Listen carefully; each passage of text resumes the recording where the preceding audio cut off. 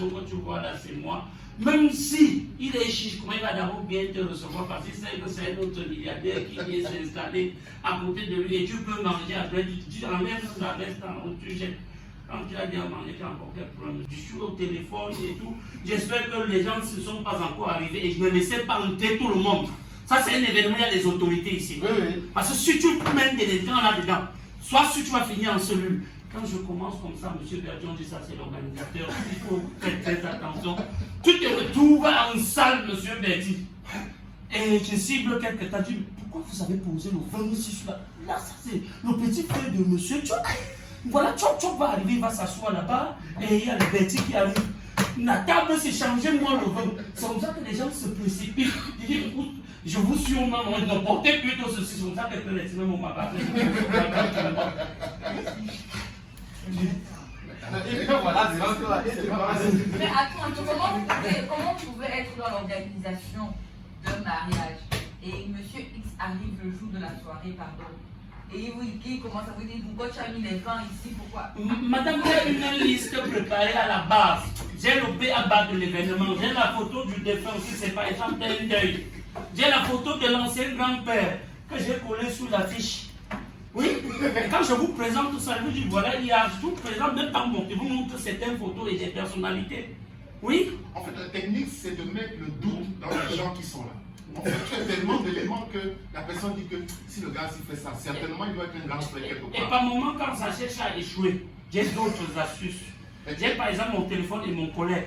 Je dis, est-ce que l'autre a vraiment confié? Parce que jusqu'ici n'est pas là. Est-ce que M. Tchop va arriver? Parce que là, sa place est vide là-dedans. On met l'audio. En même temps, les gars de la sécurité sont en train de suivre l'audio. J'ai des enfants qui imitent même des voix. On peut imiter la voix de Tchop. Oui, confirme que non, je serai à cet événement, même si c'est enterrement, je serai là. Je vous dis la vérité. C'est des tactiques, des astuces pour ne pas mourir de faim. Ouais. Le président du syndicat est avec nous, il est mort de rire, Nzifou. Je suis allé à un événement, M. Berti. J'ai postulé, je me suis retrouvé dans un magasin. Il y avait des nouveautés de vin. Dans la curiosité, pourquoi sortir d'ici sans goûter ceci? J'ai goûté un autre, c'est comme si ça a démarré des choses dans mon ventre. Je suis ressorti de là en courant. J'ai dit, pardon, les toilettes. Quand je dis les toilettes, on ne voit pas les clés. J'ai dit, chance. Moi, je suis ressorti de la salle. Dieu merci, j'ai jeté les yeux de l'autre côté, j'ai vu les ailes. J'ai dit, tu es quand? J'ai pris la poche, il n'y a pas de papier hygiénique. J'ai jeté les yeux à terre comme ça, j'ai ramassé un truc dans la terre. J'ai foncé dans les airs pour qu'il coule, que lui ne lui pas. J'ai foncé dans les airs, quand je lâche le premier, j'ai commencé à transpirer. Je lâche le deuxième, même si le propriétaire du champ était là, il n'allait pas retourner au courant qu'il y avait quelque chose qui se passait dans le champ. Je vais derrière maintenant avec le papier, c'est où je constate que quelqu'un a mangé un soya à caillis. Et t'as embrouillé dans le... Tu ne peux pas imaginer. J'ai ramassé inconsciemment parce que ça chauffait. Je reviens maintenant rapidement au lieu de l'événement. Pardon, trouvez mon nom de maison. Le monsieur, si tout à l'heure, il disait que c'est lui qui organise. Il a trouvé quel problème finalement. Un enfant a vu comment je transpirais. Il a contourné derrière. Il m'a ramené un seau d'eau. Quand je frappe 2 fois, je constate que quelqu'un a épluché le macabo aussi derrière. A laissé l'eau sous le sol. L'enfant est venu ramasser. Porter l'eau pour venir me secourir. Cette histoire-ci, la consommation que vous entendez, elle a trop de problèmes. Si tu n'es pas vigilant, tu vas te retrouver, tu vas me trouver la mort dans la consommation. Oui. Aïe. Oh. Bon, alors je crois que on va prendre une transition. Dans fermement la violence. Oui, c'est vrai que quand on dit football, moi qui est un ancien footballeur à une époque, quand je jouais au stade de Bandung avec mon commun, il y avait une vague des Blancs qui étaient venus sélectionner les plus forts. Et comme on a mis un zolo à la ping-pong, ça m'a tensionné, tu ne peux pas imaginer. Et j'ai fait plus de 5 ans sans plus lui dire bonjour à cause de ce zolo qui m'avait mis ce jour. Parce qu'on avait vu mon niveau. Zolo, avec quelqu'un qui fait passer le ballon entre tes jambes. Le ballon passe entre tes jambes, c'est ça qu'on appelle le zolo. Attends, il y a un jour, je crois que c'est un joueur d'Espagne qui a fait ça. Il y a un joueur marocain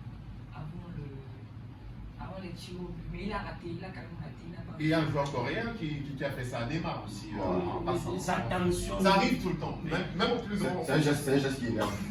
mal. Et ça compte 2 buts. Oui. Et toujours pour lutter contre la violence. J'ai vécu une situation à l'époque, on était à le Team Maroc, sorti les jumeaux. Et à l'époque, là, on sortait les jumeaux avec le coquille. Oui, quelqu'un a accusé le retard, on avait servi 3 bouts de coquille pour 3 personnes. Les 2 autres ont accusé le retard. J'ai dit pourquoi ne pas sécuriser le coquille si j'ai cogné moi les 3 bouts. Les 2 autres sont arrivés, m'ont pris en otage, monsieur Betty. Ma mâchoire a dandiner au moins pendant 1 an à cause de ces 2 gens pour 3 bouts de coquille. Donc la violence n'est pas quelque chose de bien, même si quelqu'un vous a gagné un match, même s'il a gagné 7-0, même 30-0, vraiment la violence ne peut pas résoudre le problème, il faut pardonner. Même si tu as mangé le coquille de tout le monde, on ne doit pas.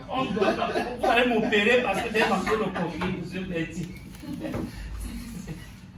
C'est pas bon, c'est pas bon. Qui a président. Mais il faut faire tes preuves. Quelle est ta nourriture préférée? Tout. Comme quoi? Le hachou, on se joue avec les légumes là. Si on veut provoquer par exemple la diarrhée à quelqu'un, quelle est la nourriture qu'on peut le prescrire? Si on veut donner. Vous réfléchissez, ça veut dire que vous... J'ai pas suivi, j'ai pas Si suivi. on veut provoquer une diarrhée à outrance à quelqu'un, quel est le repas ou la nourriture qu'on peut le prescrire? Non. Prends-moi un coquille, tu associé à ça, le pistache, bien que jumelé avec un héros. En quelques minutes, tu vas entendre d'abord son ventre, tu vas faire un ronflement. Il va décaler un peu même. Il faut encore apprendre. Le domaine de la consommation est un domaine très délicat. Il faut se former à fond. Donc éviter le piège, Dalia. Éviter le piège. Parce que moi j'adore la nourriture. Il n'y a pas de souci. Le président des juristes est là, je remercie le monde. Merci. C'était un entretien d'embauche en fait. Oui. C'est terminé. Avec le Avec piment. le piment, c'est 2 mélanges. 6 œufs avec le pain. Ça peut nuire. Et la mayonnaise. Bon, sans mayonnaise, ça nuit. Donc, les tarsimans, faites très attention à ceux que vous portez. Et n'acceptez pas qu'on mange dans le tarsifflement. C'est un gaspillage.